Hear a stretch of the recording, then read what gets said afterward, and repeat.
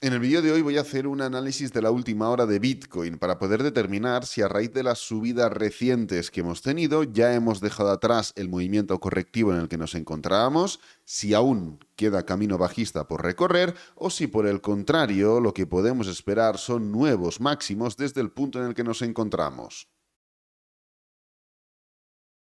Bueno, tal y como os comenté, esta semana os traeré un análisis del cierre mensual y trimestral, tanto de Bitcoin como del SP500, 100% garantizado, porque hay muchas conclusiones interesantísimas que sacar al respecto, pero hoy creo que es mucho más importante hacer hincapié en si estas subidas que hemos visto de forma tan reciente, en gráfico semanal ya podemos verlas, pero mucho más claras son en gráfico intradiario. El movimiento en términos generales ha sido muy alcista en estas últimas horas, en estos últimos días, pero también recientemente, en estas últimas 16 horas, hemos tenido grandes movimientos alcistas, ¿no? Entonces, el movimiento es de rango, es decir, no estamos en una tendencia alcista y no estamos en una tendencia bajista. Es un poco lo que venimos comentando desde hace bastante tiempo. Ahora haremos inciso en si lo que hemos visto recientemente anula esta opción de testear ciertos niveles inferiores, como llevamos también días comentando y semanas incluso, o si estas subidas recientes pueden indicar dejar atrás todo el movimiento correctivo, ¿no? Pero ¿por qué estamos en rango? Bueno, tan sencillo como lo siguiente, el mercado se mueve en máximos y mínimos crecientes formando tendencia alcista, máximos y mínimos decrecientes formando tendencia bajista, o ante la falta de consenso en crecientes o decrecientes, en rango. ¿Esto qué implica? Esto implica que no es que tengan que respetarse al milímetro dos niveles, sino que el precio no es capaz de superar el nivel máximo anterior para formar máximos y mínimos crecientes, ni es capaz de superar el nivel mínimo anterior para formar máximos y mínimos decrecientes con claridad. Entonces, la situación que estamos viviendo es bastante clara en este sentido, y es que en el momento en el que Bitcoin va haciendo máximos y mínimos crecientes y vuelve a pasar por delante del máximo anterior y falla en esa continuación alcista, esto significa únicamente dos cosas, solo puede significar dos cosas. Opción número uno, dejamos atrás la tendencia alcista en gráfico semanal e iniciamos una tendencia bajista. O, por el contrario, opción número 2, entramos en un movimiento mayor, en una disposición que no podemos predecir del todo, no sabemos si puede ser una especie de triángulo, no sabemos si puede ser una especie de hombro-cabeza-hombro, no sabemos si puede ser un rango. Únicamente había dos opciones en ese momento. Entonces, en el punto o en el momento en el que tú te das cuenta que el precio no está ni haciendo máximos y mínimos crecientes, pero tampoco está haciendo máximos y mínimos decrecientes, entiendes que la tendencia o la disposición es de rango. La duda es, dentro de esta estructura, dentro de este rango, que ahora desarrollaremos mucho mejor con diferentes características, podemos encontrar una salida que tienda al alza, con lo cual que tienda a romper los máximos, o que tienda a la baja, es decir, que tienda a romper los mínimos. Pues bueno, en vez de decirte exactamente qué es lo más probable, lo que voy a hacer es analizar qué es lo que está pasando con Bitcoin para que tú mismo puedas sacar tus propias conclusiones. Entonces, como digo, estamos dentro de la misma estructura. Es complejo y es una de las cosas que más cuesta aprender al principio, pero realmente Bitcoin desde el mínimo que consiguió el 12 de junio y que repitió el 11 de septiembre, puede subir un literalmente 25% o incluso más, un 30%, y seguir en la misma estructura. Por contraposición, desde los máximos puede llegar a caer sin ningún problema un 20 pico por ciento, 22, 23, y seguir dentro de la misma estructura. Esto es complejo de entender porque son números importantes, pero del mismo modo que dentro de un mercado bajista el precio de Bitcoin puede subir sin ningún problema un 45% y seguir en tendencia bajista, o dentro de un mercado alcista el precio de Bitcoin puede caer pues desde un máximo hasta el mínimo del pullback un 38% y seguir en tendencia alcista, esto es la misma tesitura, pero no hay tendencia. ¿El problema de dónde viene? El problema viene en aceptar los tiempos. El problema viene en que lo queremos todo ya, todo rápido, Y cualquier subida necesitamos encontrar una explicación técnica o un cambio o una alteración en algo. Y no es así. Si tú estás analizando un gráfico semanal, tú tienes que entender que las distancias entre la parte superior y la parte inferior, entre un pullback o entre lo que sea, van a ser grandes. No van a ser movimientos pequeños. Claro, si tú tienes un rango en gráfico de 1 hora, pues claro, del mínimo al máximo igual es un 0,55%. Lo cual es muy justo y no nos genera ningún tipo de cambio en nada, ¿no? Pero claro, cuando vemos subidas en una tesitura semanal, ya pensamos que todo afecta a todo. Pero bueno, vamos a ir desarrollándolo poco a poco y es que, como digo, estamos dentro de una misma estructura y del mismo modo que, por ejemplo, en este punto de aquí, fíjate, cuando Bitcoin en el año 2015, 2016, ya me he ido lejos, pero fíjate qué es lo que hace. Finaliza un mercado bajista, forma esta especie de doble suelo, rompe el nivel de resistencia, en ese momento eran los 314, quien los pillara, y lo que forma es esto de aquí. ¿Esto qué es? Esto es un patrón correctivo. Esto es una figura de impulso, pullback y continuación. En este caso es un triángulo de continuación, pero no me quiero fijar en eso. Lo que quiero hacer es que veas claramente cómo dentro de este triángulo, dentro de esta figura correctiva, se forman diferentes tipos de movimientos. Se forman movimientos impulsivos hacia arriba, movimientos impulsivos hacia abajo, pero en todo momento mantenemos la estructura, mantenemos el triángulo. El precio, Bitcoin, cae desde el máximo hasta la parte inferior del triángulo un 24%. Y esto no implica nada. Del mismo modo que Bitcoin, desde la parte inferior del triángulo hasta la parte superior, sube un 32% y no implica nada. ¿En qué momento se genera algún cambio dentro de Bitcoin, dentro de este patrón? En el momento en el que rompes el patrón, en el momento en el que el precio no solo cierra, sino que confirma la ruptura del patrón y escapa dando una continuación.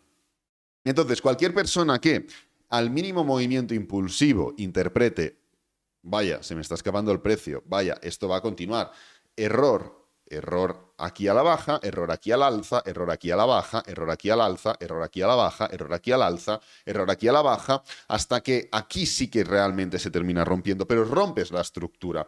Entonces, el punto en el que nos encontramos es literalmente el mismo. ¿Cuál es la diferencia? La diferencia es que en este año 2015 lo que estábamos haciendo es un patrón correctivo de impulso, pullback en forma de triángulo, continuación, y en este caso no estamos haciendo lo mismo. ¿Por qué no estamos haciendo lo mismo? Pues evidentemente porque las proporciones de lo que sería este pullback no son equitativas al movimiento impulsivo, que es: aquí tenemos un impulso, aquí tenemos un pullback, una continuación. Pues este movimiento de continuación no es equitativo a este patrón correctivo. ¿Esto qué quiere decir? Esto quiere decir que esto es una estructura y esto es otra estructura. El mercado no siempre está conectado, no siempre se correlaciona entre lo anterior y lo posterior. Entonces, esto es el primer punto y la base de todo. Entender, primero, cómo se mueve el mercado. Y segundo, entender que nos mantenemos, independientemente de estas subidas de un 30, 40% alcistas o 20 y pico por ciento a la baja, dentro del mismo patrón. Además, esta estructura de rango únicamente molesta a la tendencia alcista. Y aquí ya cambiamos de punto, y es que estamos, o ya hemos dejado atrás desde hace mucho tiempo, la tendencia bajista. Yo creo que esto es evidente, ¿no? Pero esto de aquí lo único que hace es hacer daño a la tendencia alcista. O sea, no podemos ver como positivo que Bitcoin no haya terminado de romper los 25.800, por ejemplo, que es el mínimo anterior. Tenemos que ver como negativo que Bitcoin esté formando esto. Del mismo modo que, pues por ejemplo, aquí, en este movimiento de aquí, vimos como positivo o veíamos como atractivo que Bitcoin, pues dentro de una tendencia alcista, cuando en este entonces, en el año 2021, cuando se formó esta caída, ya se hablaba de cambio de ciclo, de tendencia bajista y demás. Pero dentro de esa posibilidad, el precio de Bitcoin frenó en seco e inició una especie de patrón que no era un rango, pero era un triángulo de reversión, dándose efectivamente la vuelta. Pero del mismo modo que aquí se vio como positivo que se formara un freno dentro de un movimiento a la baja y finalmente el precio terminó dando la dirección contraria a lo que se podía esperar de ese movimiento bajista, en este punto estamos iniciando un movimiento alcista, con lo que formar este patrón, esta estructura, es totalmente nocivo. Dime en qué momento de la historia Bitcoin, dentro de un arranque alcista, ha formado una estructura similar. No lo vas a encontrar. O dentro de un arranque bajista, lo normal es que el precio, pues, pase a hacer máximos y mínimos crecientes, a hacer máximos y mínimos decrecientes e inicie una tendencia bajista o haga lo opuesto en tendencia alcista. El único momento en el que vivimos algo del estilo es en este año 2019-2020, que ahora entraremos en ello, pero en términos generales, lo normal es que si detectas un tipo de estructura tan poco direccional cuando estás iniciando una dirección, el precio tome la dirección contraria, porque esto nuevamente no es positivo. O sea, no podemos ver como positivo que el precio de Bitcoin frene. Aquí lo que tenemos que entender es que es muy negativo que haya frenado aquí, independientemente de que mantenga el mínimo anterior, independientemente de lo que tú quieras. Pero el problema es esto, no es que esto sea una virtud. Entonces, dejando un momento de lado el gráfico semanal, quiero empezar a hablar de estructuras más diarias, ¿no? Entonces, venimos de formar un cruce de la muerte, venimos de formar un movimiento o una estructura que es bajista, la cual ya indicamos que no iba a ser ni mucho menos tan bajista como se hacía creer o se quería meter miedo desde, pues, periódicos, revistas, yo qué sé, blogs, etcétera, etcétera, porque realmente se forma un cruce de la muerte, pero se forma entre tendencia, podríamos decir, no se forma ni una tendencia alcista ni una tendencia bajista, con lo cual ya estuvimos analizando que independientemente de que pudiéramos formar un movimiento a la baja, no iba a ser ni mucho menos parecido a el último cruce de la muerte o cualquier cruce de la muerte dentro de un movimiento bajista, ¿no? Pero ahora ya hemos completado esa estructura a través de la cual se rechaza el cruce de la muerte. Analizando diferentes, o mejor dicho, todos los cruces de la muerte, vimos que lo que hace el mercado es formar un movimiento a la baja, levantarse, formar un mínimo decreciente, rechazar todos los niveles previos, incluyendo la media móvil de 200 diaria, y luego dar ese movimiento más bajista, que en este caso ya comentamos que no iba a ser demasiado bajista debido a las condiciones de los cruces de la muerte, ¿no? Y justamente de este cruce de la muerte concreto. Entonces, ahora, después del cruce de la muerte que se llevó a cabo el 11 de septiembre de este mismo año, obvio, ya hemos contactado 21 días después con la media móvil de 200 diaria. Y es justamente el punto de inflexión en el que podríamos entrar dentro de esa disposición. Si te fijas, todos los cruces de la muerte, lo que sucede es que el precio antes de, por ejemplo, cruce de la muerte, venimos, rompemos el mínimo y rechazamos la media móvil. Por ejemplo, aquí, cruce de la muerte. Venimos, rompemos el mínimo y rechazamos la media móvil. Y así consecutivamente con todos y cada uno de ellos, ¿no? Es decir, evidentemente vamos a tener que analizar día a día qué es lo que sucede y cómo se desarrolla este posible rechazo. Tendremos que verlo. No tenemos que ir cegados a, vale, siempre se ha formado igual, en este caso se tiene que formar igual sí o sí, tenemos que esperar un movimiento a la baja sí o sí, porque si no, no hay otra opción. No, obvio, nos tenemos que ir adaptando con lo que pasa con el mercado, pero es cierto que estamos justamente ahora en ese punto de rechazo de la media móvil de 200 o no rechazo, quiero decir, igual el día de hoy cierra en 28.900 y mañana en 29.400, ¿no? No tengo ni idea, pero quiero decir, estamos ahora en opción de formar ese rechazo, confirmando esa estructura de, pues esa especie de W, o llámalo como quieras, donde el precio rompe el mínimo anterior, rechaza la zona de máximo anterior y entonces tiene las consecuencias propias de un cruce de la muerte. Hablando de medias móviles, también quiero destacar que independientemente de estas subidas recientes que hemos tenido, como ves, no te estoy diciendo ni si vamos a subir ni si vamos a caer, yo solo te estoy analizando lo que está sucediendo para que tú saques tus conclusiones. Pero, como digo, independientemente de esas subidas, seguimos aún sin haber roto la bull market support band. Y me da igual que esta semana, por lo que sea, cierre en 29.500 o en 30.000. Esto no es una ruptura de la bull market support band. No habrá habido confirmación. Del mismo modo que el 6 de marzo de este año tuvimos una especie de dilatación de un 13%, ¿por qué no podríamos llegar a tener lo mismo? Es más, el 12 de junio nos pasó lo mismo. Desde el punto en el que el precio abrió, tuvo una caída de un 4 o 5% por debajo de la bull market support band, pero luego la vela siguiente cerró un 20% arriba. Es decir, No me vale el hecho de que esta semana pueda ir o pueda iniciar alcista o incluso pueda cerrar de forma positiva.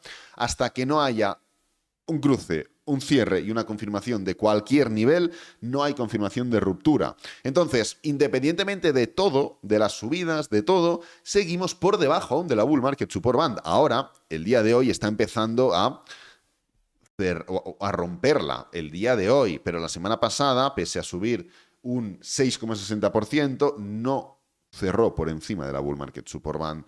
Y tienes que tener presente que la Bull Market Support Band es una zona importantísima de soporte y de resistencia dinámico. No voy a entrar en ella, pero puedes revisar cómo, independientemente de si la tendencia es alcista o es bajista, la Bull Market Support Band se respeta. Y en cualquier tesitura, en este triángulo de continuación, después del primer movimiento bajista, aquí tenemos la primera caída, fíjate, el precio cae. ¿Cuántas veces se coquetea con la ruptura alcista de la Bull Market Support Band? 1, 2, 3 y 4. 4 veces el precio, de algún modo, en mayor o menor medida, intenta romper la Bull Market Support Band, pero en ninguna de esas ocasiones puede. Finalmente, ¿qué sucede? Triángulo de continuación, caída y ya final del mercado bajista, ¿no? Pues bueno, independientemente de lo que suceda, tienes que entender que estas subidas no han sido capaces aún, por lo menos, ni de romper con la Bull Market Support Band. Seguimos comparando puntos y este es bastante importante y es que, fíjate, esta estructura en la que nos encontramos, yo creo que en gráfico semanal ya lo podemos ver bien, esto de aquí. Dentro de todo este movimiento de rango, podemos tener movimientos intermedios, ¿vale? Esto es importante que lo entiendas. Dentro del rango podemos tener movimientos intermedios. ¿Y qué es lo que estamos formando ahora mismo? Si cogemos desde el máximo y repetimos hasta lo que estamos viendo ahora mismo, ¿esto qué es? Vamos a ponerlo aquí. ¿Esto qué estructura es como tal? Un impulso y un pullback. Una especie de bandera, banderín, no tengo ni idea, llámalo como quieras, pero es un movimiento correctivo. Después del impulso y del pullback, ¿qué viene? La continuación, ¿no? Y es lo que me gusta del análisis técnico, siempre lo comento, es que podemos estar comparando constantemente con otros movimientos. Tú te lo podrías creer lo que te he dicho o no te lo podrías creer, pero claro, si ves esto de aquí, por ejemplo, ¿qué es lo que está pasando? ¿Cuál es la diferencia entre el movimiento en el que nos encontramos ahora, que es este de aquí, y esto de aquí? Lo voy a poner de otro color para que lo veas mejor. Lo voy a poner de color lila, por ejemplo. ¿Cuál es la diferencia entre ambos movimientos? Bueno, que uno ya está más desarrollado y ya ha dado la continuación, pero ya está el lila únicamente, pero el otro está formando literalmente lo mismo. Un impulso, un pullback. Un impulso, un pullback. Y en este caso tuvimos una gran continuación. Dudo que tengamos una gran continuación proporcional, pero quiero decir, independientemente de esas subidas, independientemente de todo el entorno a través del que hemos vuelto la acción del precio, fíjate cómo si vamos haciendo de más a menos, hemos ido analizando pues la estructura general, hemos ido analizando la estructura en la que nos encontramos, el patrón de rango en el que estamos, pues si vamos bajando cajas, te das cuenta que también la caja más cortoplacista, que es analizar únicamente esto y esto, concuerda también. Porque podríamos tener, por ejemplo, en vez de tener esta estructura, podríamos tener un movimiento a la baja y un doble suelo. Y el precio está subiendo formando un máximo creciente ya respecto al máximo anterior del doble suelo. Pero no, tenemos una estructura de impulso y pullback. Es decir, independientemente nuevamente de lo que estemos viendo, de lo que se esté formando, seguimos dentro de la misma estructura tan cortoplacista. Quiero comentar 2 puntos más que también son muy importantes. Uno es tan importante que incluso creo que voy a hacer un vídeo dedicado desarrollándolo bien, y es el nivel de los 28.000. El nivel de los 28.000 es trascendental. Fíjate cómo yo, si cojo y trazo una línea aquí, así, horizontal, fíjate. Y ya te digo, no voy a desarrollarlo mucho ahora porque quiero hacer un vídeo dedicado, porque hay muchos conceptos técnicos y detalles importantes a tener en cuenta. Pero fíjate cómo los 28.000 es el cierre del 13 de marzo del 2023. Igual la vela más alcista que hemos tenido en los últimos años en Bitcoin. Ve la siguiente, desaceleración. Ve la siguiente, desaceleración. Ve la siguiente, desaceleración. Ve la siguiente, envolvente alcista. Pero siguiente, envolvente bajista. Siguientes velas, coqueteo con el nivel. Siguiente vela, cierra ahí. Otra, abre y se va para abajo. Nos mantenemos para abajo. Cierre clarísimo por encima, pero nuevamente, pam, freno. Luego, para abajo. Coqueteo. Justamente ahora hemos cerrado y ahora volvemos en este punto. Es decir, llevamos desde el 13 de marzo de este año, desde la semana del 13 de marzo, llevamos ya 203 días coqueteando con este nivel, ya sea para cerrar exactamente en ese punto, para formar una falsa ruptura o para romperlo al alza, frenar el movimiento al alza y automáticamente ponernos por debajo del mismo. Y esto nos tiene que dar señales, que es una zona muy importante, tanto para bien como para mal. ¿Qué quiero decir? Ahora mismo es para mal porque está costando mucho, como vemos históricamente desde estos últimos 203 días, la ruptura. Y estamos en ese nivel y podemos entender que puede haber dificultades. Esto es para mal, pero ¿por qué también es para bien? Porque te lo pone en bandeja. La dificultad ahora mismo es ese nivel. Entonces, imagínate que esta semana cierra en 28.900 y la semana siguiente cierra en 29.600. No tengo ni idea, me da igual.